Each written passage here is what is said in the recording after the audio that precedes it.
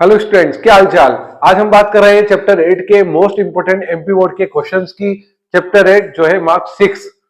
देखिए, what is barter system. Barter system क्या होता है, 10th में भी अपन पढ़ चुके हैं बार्टर सिस्टम क्या होता है। ठीक है, what is speculative motive, what is high powered money, what is SLR statutory liquidity ratio, CRR cash reserve ratio, write the meaning of demand and supply of money, what is include in MR M1 मतलब narrow money, write the meaning of demonetisation मतलब नोटबंदी, what is open market operation, name some international financial institution, write the difference between repo rate and bank rate. इसमें से आप meaning बना लेना अगर exam में पूछे तो।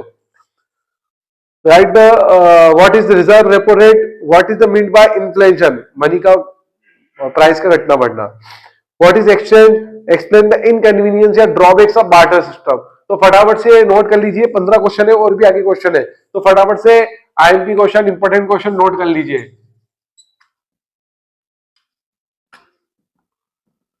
फटाफट से इंपोर्टेंट क्वेश्चन इकोनॉमिक्स के नोट कर लीजिए। इकोनॉमिक्स के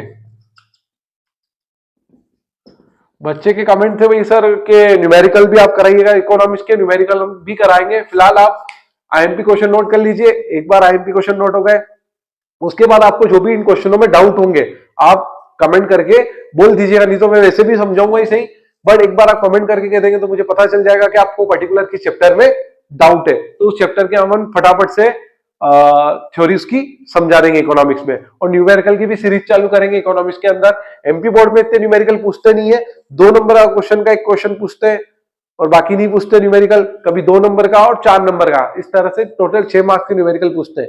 कभी कभार तो सिर्फ 2 नंबर का ही न्यूमेरिकल पूछते हैं, बाकी नहीं पूछते। और कभी 2 नंबर का, 4 नंबर का, टोटल 6 नंबर का एमसीक्यूज पूछते हैं। इससे ज्यादा का एमसीक्यूज एमपी बोर्ड में आता नहीं है। सीबीएसई में या सीबीएसई में ज्यादा न्यूमेरिकल का पैटर्न होता है, एमपी बोर्ड में नहीं होता है। तो फिर भी मैं आपको आईएमपी चैप्टर्स के न्यूमेरिकल में करा दूंगा ताकि आपको किसी तरह की प्रॉब्लम नहीं हो न्यूमेरिकल फेस करने में। ठीक है, बहुत इजी तरीके से मैं समझा दूंगा। ठीक है, तो अभी के लिए फटाफट से ये क्वेश्चन नोट कर लीजिए, और इसमें भी कोई डाउट हो, कोई क्वेश्चन का आंसर समझ में नहीं आया तो आप कमेंट कर सकते हैं। ठीक है, तो फटाफट से नोट कर लीजिए। इंपॉर्टेंट क्वेश्चन है number 16, explain the importance of bank. Question number 17, explain the primary या main function of money. Primary और मेन फंक्शन एक ही होते हैं। Explain function of RBI, central bank या RBI. Explain the function of commercial bank. What role of RBI is known as lender of last resort. मतलब RBI एक ऐसा संसाधन या एक ऐसा साधन बनता है जो सभी बैंकों को लोन देने का या कमर्शियल बैंक को लोन देने का आखिरी साधन है। इसके अलावा आरबीआई के अलावा और कोई लोन देगा ही नहीं दूसरी बैंकों को। ठीक है, explain the merits of good money material. एक अच्छी मनी के क्या मेरिट्स है, एक अच्छी मनी के क्या एडवांटेजेस है ना।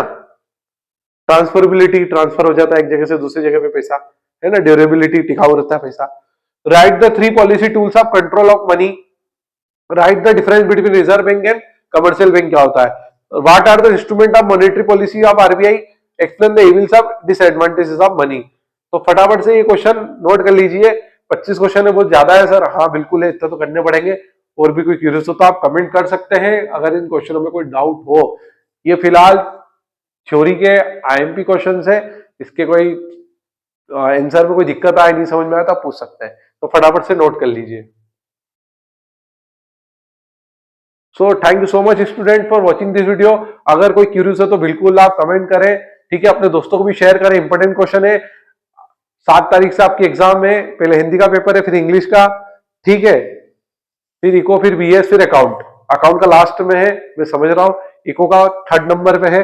तो आप फटाफट से कोई भी क्यूरीज हो तो आप कमेंट कर सकते हैं। अपने दोस्तों को आईएमपी क्वेश्चन शेयर कर ले ताकि वो धीरे धीरे पढ़ ले। अब 1 महीना ही बचा है।